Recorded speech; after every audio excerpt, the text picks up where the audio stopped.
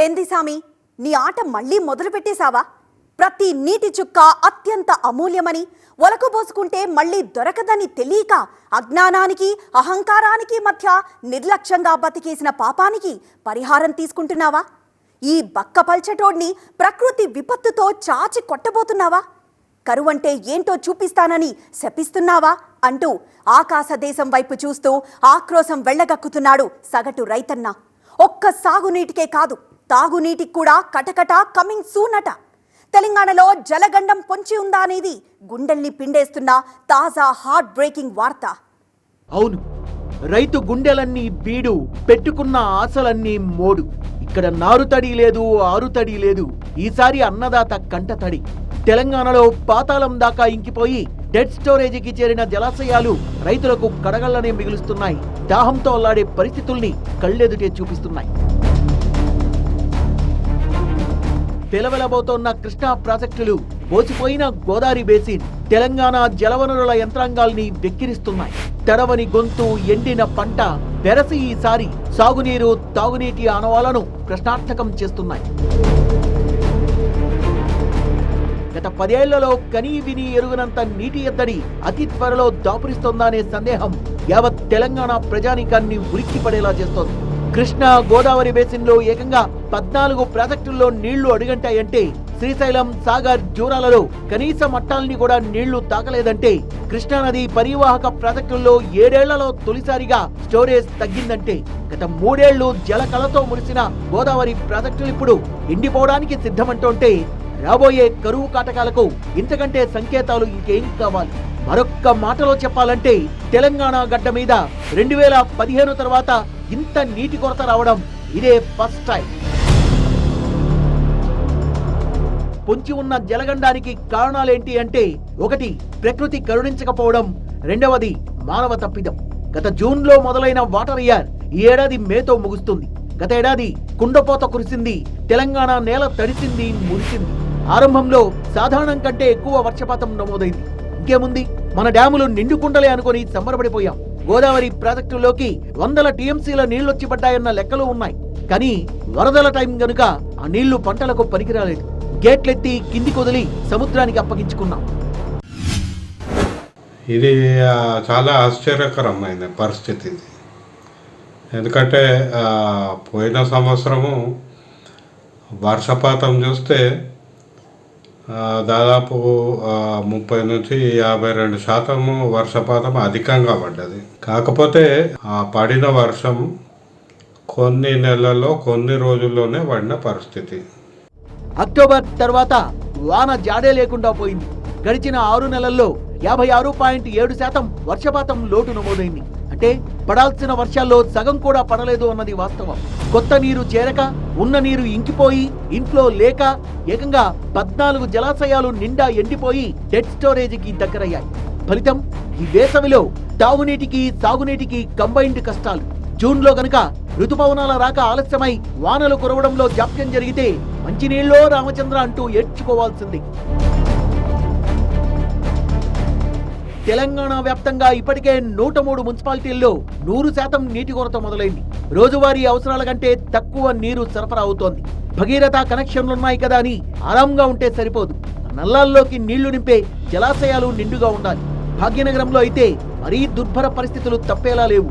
ఎందుకంటే సంగారెడ్డి జిల్లాలోని మంజీరా రిజర్వాయర్లో ఆల్రెడీ నీళ్లు అడుగంటిపోయాయి. జంట నగరాల్లో అధికపక్షం ప్రాంతాలకు మంజీరా నుంచే తాగునీటి సరఫరా జరిగేది. ఇప్పుడు మంజీరా ముందస్తుగానే ఎండిపోతోంది. పైగా ఇది ఏప్రిల్ ఫస్ట్ వీక్ మాత్రమే.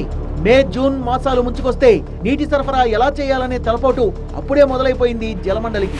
అత్యవసర పంపింగ్ చేపట్టాల్సిన పరిస్థితులు దాపురిస్తున్నాయి. అది ఎంత ఖర్చుతో కూడుకున్న పనో ప్రభుత్వాలకు ఎరుకే. జనం కూడా అప్రమత్తం కావాల్సిన ఎమర్జెన్సీ టైం ఇది. ఈ 2 నెలల తర్వాత జూన్, జూలై మాసంలో వర్షాలు పడకుంటే పరిస్థితి ఎంత తీవ్రంగా ఉంటుంది. ఇప్పుడు ఏప్రిల్, మేలో ఎండలకు, ఈ ఉక్కపోతకు నీటి అవసరం చాలా 2 3 పెరిగిన పరిస్థితి. అయితే ఇంత అవసరం పెరుగుతుంది. నీటి వనరులలో నీటి నిల్వలు తక్కువ ఉన్నాయి. అటువంటి పరిస్థితుల్లో సాధారణంగా చేయాల్సింది ఏంటంటే నీటి ఉపయోగము తగ్గించుకోవాలి తక్షణమే. ఇప్పటికే కావేరీ నదిలో నీరు అడుగంటిపోయి భూగర్భ జలాలు ఇంకిపోయి బెంగళూరు నగరం దాహం దాహం అని ఆర్తిగా అరుస్తోంది. లీటరు నీళ్ల కోసం కిలోమీటర్లు నడవాల్సిన పరిస్థితి. నీటిని వృధా చేస్తే లక్షలకు లక్షలు ఫైన్లు వేస్తున్నాయి మున్సిపల్ యంత్రాంగాలు. నాట్ ఓన్లీ బెంగళూరు, దేశంలో నీటి కొరత ఎదుర్కొంటున్న నగరాలు 30కి పైమాటే. వాటిలో హైదరాబాద్ కూడా ఒకటిగా మారబోతోందా? ఒకవేళ అదే పరిస్థితి దాపురిస్తే మనకున్న మెకానిజం ఎలా అలర్ట్ అవ్వాలి? భూగర్భ జలాల సంరక్షణ, వాటి సద్వినియోగం అనేది చాలా కీలకమైన సబ్జెక్ట్. ఉన్న జలవనరుల్ని ప్రైవేట్ శక్తులకు అన్యాక్రాంతం కాకుండా ప్రభుత్వమే చర్యలు తీసుకోవాలి అనేది ఓ సూచన. చాలా మటుకు చెరువుల కింద, చెరువుల లోపట, నది గర్భంలో, ఆయకట్టు కింద, డ్యామ్ల కింద భూమి ఈ బాటిలింగ్ కంపెనీలు, అనేక కంపెనీలు, తర్వాత ప్రైవేట్ వ్యాపారస్తుల చేతిలో ఉంది. కొన్ని బోర్వెల్లు, మంచి ఈల్డ్ ఇచ్చే బోర్వెల్లు, ఇవి కూడా ప్రైవేట్ వాళ్ళు ఇప్పుడు అమ్ముకుంటున్నారు, నీటిని అమ్ముకుంటున్నారు, వ్యాపారం చేసుకుంటున్నారు. వీటన్నిటినీ ప్రభుత్వం స్వాధీనం చేసుకొని రాబోయే జూన్ జూలై మాసానికి వీటి ద్వారా మనము సాగునీటి అవసరాలు తీర్చుకునే పరిస్థితి ఏర్పడుతుంది. కనుక రాష్ట్ర ప్రభుత్వం ఆ చర్యలు తీసుకోవాలి. 4-5 ఏళ్లుగా భారీ వర్షాలు పడుతూనే ఉన్నాయి. భూగర్భ జలమట్టం బాగా పెరిగిందన్న అధ్యయనాలు ఉన్నాయి. మరైతే రిజర్వాయర్లలో నీటి మట్టాలు ఎందుకింత తక్కువగా ఉన్నాయి? వాటర్ ఎమర్జెన్సీ సిచ్యువేషన్ ఎందుకు ఏర్పడింది? ఇది లోతుగా పరిశీలించాల్సిన అంశం. వాతావరణంలో మార్పులనేవి అనివార్యం, కానీ ఆ మార్పుల ప్రభావం తెలంగాణ మీదే ఎందుకింత స్పష్టంగా కనిపిస్తోంది? అతివృష్టి, అనావృష్టి మనకేమైనా కొత్త? నీటి నిర్వహణ అనే సబ్జెక్ట్ లో మనం ఎందుకింత వీకు? అసలు ఈ కరువుకు ప్రకృతి మాత్రమే కారణమా? మనోళ్ల తప్పిదాలంటూ ఏమీ లేవా? అన్ని డిబేటబుల్ పాయింట్లే. వాటర్ ఎమర్జెన్సీ ఈ మాట ఇంతకు ముందు ఎప్పుడైనా ఎక్కడైనా విన్నామో లేదో తెలీదు. కానీ ఈ సమ్మర్ సీజన్లో తెలంగాణ సమాజం వాటర్ ఎమర్జెన్సీ అనే ట్రాజడీని అనుభవంలోకి తీసుకోబోతోంది. 14 నీటి ప్రాజెక్టులు ఎండిపోయి రైతన్న గుండెల్ని మండిస్తున్నాయి. లక్షలాది ఎకరాల పంట నీటి తడి కోసం అల్లాడిపోబోతోంది. భాగ్యనగరం అయితే మరో బెంగళూరును తలపించబోతోంది. మరి ఈ అత్యవసర పరిస్థితి నేపథ్యంలో అధికార యంత్రాంగం ఎంత మేరకు అప్రమత్తమైంది? ముఖ్యంగా హైదరాబాద్ మున్సిపల్ మంత్రాంగం నిద్ర మేలుకుందా లేదా? ముంచుకొస్తున్న నీళ్ల కరువును సీరియస్ గా తీసుకుందా లేదా? తెలంగాణలో జీరో వాటర్ డే. రాబోయే 2 నెలల్లో రాష్ట్రం అత్యంత క్లిష్ట పరిస్థితుల్లోకి వెళ్లబోతోంది. నీటి కరువు, విలయతాండవం సీన్లు తప్పవా అనిపిస్తోంది. ఎస్, ఇది మాత్రం క్లియర్. డ్యాముల్లో సాగునీళ్లను మిల్లీలీటర్లలో కొలిచే రోజులు ఇప్పటికే దాపురించేశాయి. కన్నీళ్లను టీఎంసీల్లో కొలిచే రోజులు ఎంతో దూరంలో లేవు. నీటి ఆనవాళ్ల కోసం భూతద్దం పెట్టుకుని వెతుక్కోవాల్సిన పరిస్థితి. వినడానికి ఇదేదో అతిశయోక్తిలా అనిపించవచ్చు, కానీ ఇది నిజంగా నిజం. దీనికి జలాశయాల్లో ప్రస్తుత నీటి మట్టాలే నిలువెత్తు సాక్ష్యాలు. ఏ డ్యాము చూసినా ఏమీ లేదు గర్వకారణం. లెక్కేసి కొడితే అన్ని కూడా డెడ్ స్టోరేజ్లే. ఇక్కడ తెలుగు రాష్ట్రాల్లో వేలాది గ్రామాలకు తాగునీరు అందించే నాగార్జున సాగర్ ఇప్పుడు నేల చూపులు చూస్తోంది. ఆశించిన స్థాయిలో వర్షాలు పడక సాగర్ నీటి నిల్వ డెడ్ స్టోరేజ్ ని టచ్ చేస్తోంది. మరో 3 అడుగులు దిగొచ్చి 510 అడుగులకు చేరితే నీళ్ల కరువుకు వెల్కమ్ చెప్పినట్లే.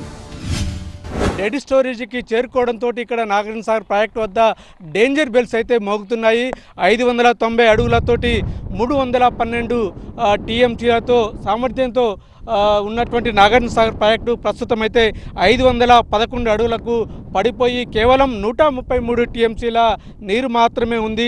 దిగువకు నీటిని పడిపోతే మాత్రం అంటే లిఫ్ట్ చేయడానికి, దీంతో అంటే సాగర్ నుంచి నీరు తీసుకోవడానికి వీలుండే అవకాశం అయితే లేదు.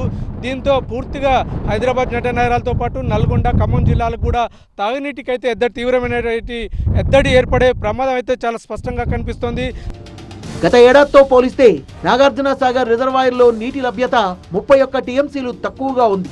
సాగర్ రిజర్వాయర్లో నీటి మట్టం డెడ్ స్టోరేజీకి చేరుకోవడం గతంలో ఎప్పుడూ జరగలేదు. ఇప్పటికే సాగర్ ఆయకట్టు కింద ఖరీఫ్, రబీ సీజన్లో క్రాప్ హాలిడే ప్రకటించింది ప్రభుత్వం. ఇప్పుడు సాగర్ జలాశయం ఎండిపోవడంతో హైదరాబాద్ జంట నగరాలు, ఉమ్మడి నల్లగొండ, ఖమ్మం జిల్లాలకు రాబోయే 3 నెలల్లో తాగునీటి గండం పొంచి ఉన్నట్లే. మంచినీటి కొరతను ముందే పసిగట్టిన అధికారులు అత్యవసర చర్యలకు దిగారు. బ్యాక్ వాటర్ దగ్గర 0 పాయింట్ నుంచి డ్రెడ్జింగ్ ప్రక్రియతో భారీ మోటార్లతో పంపింగ్ కు సన్నాహాలు జరుగుతున్నాయి. అసలే దెబ్బతీసిన ఖరీఫ్ మరోవైపు డ్యామేజ్ అయిన కడెం ప్రాజెక్టు, ఇంకోవైపు ఎండి ఎడారిగా మారుతోన్న ఎల్లంపల్లి. వెరసి గోదావరి తీర ప్రాంత రైతాంగం సాగునీరో రామచంద్ర అంటోంది. ముఖ్యంగా తెలంగాణ వరప్రదాయిని ఎల్లంపల్లి జలాశయం వేసవి తాకిడితో ఆవిరైపోతోంది. ఎత్తిపోతలు లేక, కాళేశ్వరం జలాలు తిరిగొచ్చే దారి లేక దిగువ ప్రాంతాలకు తాగునీళ్లు ఇవ్వలేనంటూ చేతులెత్తేస్తోంది. బానుడి బగబగలకు జలాశయాలు జలకలను కోల్పోతున్నాయి. నిన్న మొన్నటి వరకు నిండు కుండలా కనిపించిన జలాశయాలు ఎండల దెబ్బకు ఎండి ఎడారిలా మారుతున్నాయి. ప్రస్తుతం ఎల్లంపల్లి పరిస్థితి కూడా అదే. ఎల్లంపల్లి 6 జిల్లాలకు తాగునీటిని అందించే వరప్రదాయిని, అలాంటి వరప్రదాయిని ఇప్పుడు ఎండి ఎడారై మారిపోతుంది. గోదావరి మొత్తం గుక్కెడు నీటిని కూడా ఇచ్చే పరిస్థితి లేకుండా ఎండి ఎడారిలా మారుతున్న పరిస్థితులు కనిపిస్తున్నాయి. గత ఏడాది ఇదే సమయానికి 10 నుండి 12 టీఎంసీల వాటర్ను కలిగి ఉన్న ఎల్లంపల్లి జలాశయం ఇప్పుడు డెడ్ స్టోరేజ్కు దగ్గరగా వచ్చి చేరుతుంది. ఇది దాదాపుగా 20 నుంచి 25 అడుగుల లోతులో ఉండిపోయిన వంతెన కూడా తేలిందంటే నీటి నిల్వ ఎంత పడిపోయిందో ఒక్కసారిగా మనం చూసుకోవచ్చు. మంచిర్యాల, పెదపల్లి జిల్లాలకు ఈ వేసవిలో 17 టీఎంసీల నీరు అవసరమైతే ఎల్లంపల్లిలో కేవలం 7.3 టీఎంసీల నీరు మాత్రమే ఉంది. ఎల్లంపల్లి బ్యాక్ వాటర్ లెవెల్ దారుణంగా పడిపోవడంతో చివరి పంట వరకు తాగునీళ్లు అందడం గగనంగా మారింది. తాగునీళ్ల విషయంలో కూడా ఎల్లంపల్లి ప్రాజెక్టు ఈసారికి నిరుపయోగమే అని తేలిపోయింది.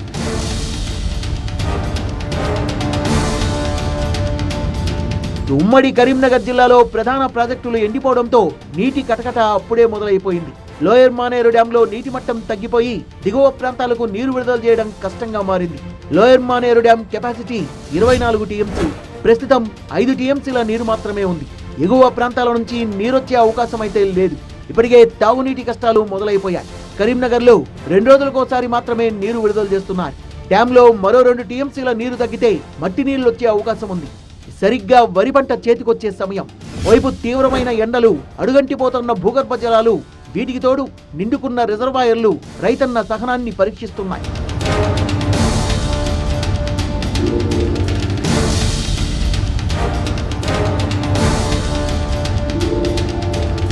శ్రీరామ్ సాగర్ ప్రాజెక్టులో కూడా నీటి నిల్వ డెడ్ స్టోరేజీకి చేరువైంది. 5 టీఎంసీలకు చేరితే డెడ్ స్టోరేజీగా ప్రకటిస్తారు. ప్రస్తుతం ప్రాజెక్టులో కేవలం 12 టీఎంసీల నీరు నిల్వంది. ప్రస్తుతానికి తాగునీటి అవసరాల కోసం మాత్రమే ప్రాజెక్టు నుంచి నీరు వాడుకుంటున్నారు. ఇంకో 2 వారాల్లో డెడ్ స్టోరేజీకి పడిపోతుందనేది అంచనా. 18 లక్షల ఎకరాల ఆయకట్టుకు స్థిరీకరణకు వరంగా చెప్పుకునేటువంటి ఈ ప్రాజెక్టులో డేంజర్ బెల్స్ మోగడం పట్ల అన్నదాతలు ఆవేదన వ్యక్తం చేస్తున్నారు, ఆందోళన వ్యక్తం చేస్తున్నారు. ఇప్పటికే కోత దశలో ఉన్నటువంటి పంట పొలాలకు ఇంకా 2 తడుల నీరు అవసరం ఉన్నటువంటి పరిస్థితుల్లో తాగునీరు ప్రశ్నార్థకంగా మారనుంది. ప్రాజెక్టు పూర్తిస్థాయి నీటి మట్టం 90 టీఎంసీలకు గాను ప్రస్తుతము 12.67 టీఎంసీ ఇక్కడ నిల్వ ఉన్నట్లు అధికారులు చెప్తున్నారు. గత సంవత్సరంతో పోలిస్తే మనకు 10 టీఎంసీల వ్యత్యాసం స్పష్టంగా కనిపిస్తుంది. మళ్లీ వర్షాలు పడితే తప్ప ప్రాజెక్టులోకి నీళ్లొచ్చి చేరే అవకాశం లేదు. సో శ్రీరామ్ సాగర్ ప్రాజెక్టుపై ఆధారపడి పంటలు సాగు చేస్తున్న రైతన్నల పరిస్థితి అగమ్యగోచరమే. గతంలో ఇటువంటి పరిస్థితి ఎన్నడూ చూడలేము. మేము ఎస్ఆర్ఎస్ ప్రాజెక్ట్ కింద రైతులందరూ మంచిగా సంతోషంగా ఉండే. ఇంతకుముందు ప్రాజెక్టు పరిస్థితి ఘోరంగా ఉంది. ఇంతకుముందు వారబందీ అని అధికారులు వారంకి ఒకసారి విడిచి వారంకి ఒక తడిచ్చి వారం తర్వాత బంద్ చేస్తే నీటి నిల్వ ఉండేది. ఎందుకంటే ఈ వాటర్ ఒకేసారి ఎక్కువ మొత్తంలో విడుదల చేయడం వల్ల పంటలు చాలా ఎండిపోయే దశలో ఉన్నాయి. ముంచుకొస్తోన్న నీళ్ల కరువు మీద రాజకీయాల్ని పక్కకు తోసి కార్యాచరణపై దృష్టి పెట్టాలి. ఇప్పటికిప్పుడు వర్షాలు పడితే ఎలా, పడకపోతే ఎలా అని లెక్కల్ని తీయాలి. జూలై తర్వాతి కోసం కూడా ముందస్తు ప్రణాళికల్ని రాసుకోవాలి. లేకపోతే కరువు రక్కసి కోరలకు దొరికిపోవడం పక్కా.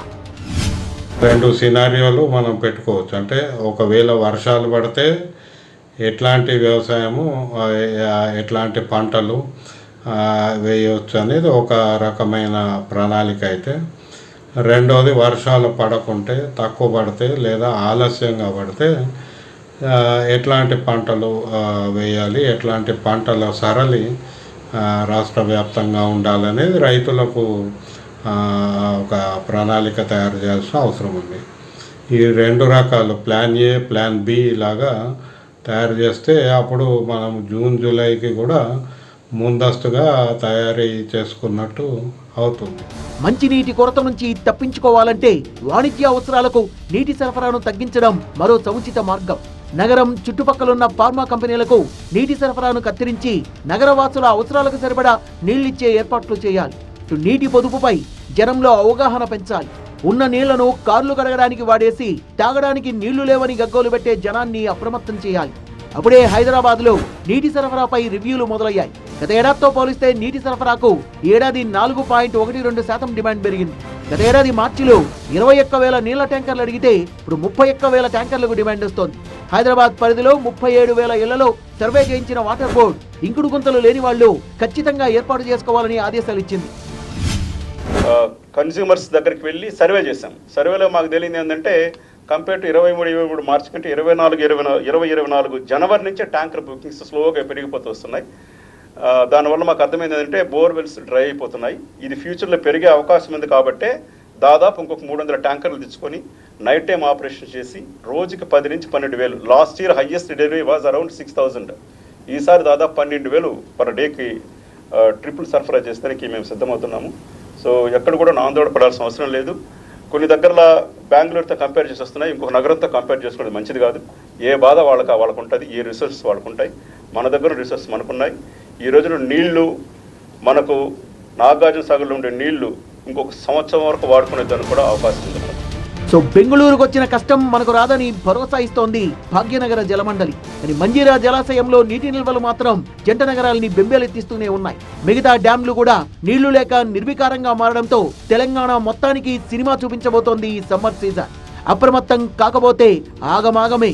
నీటి కోసం కటకట తప్పదు. వాటర్ ఎమర్జెన్సీకి సిద్ధమవ్వాల్సింది.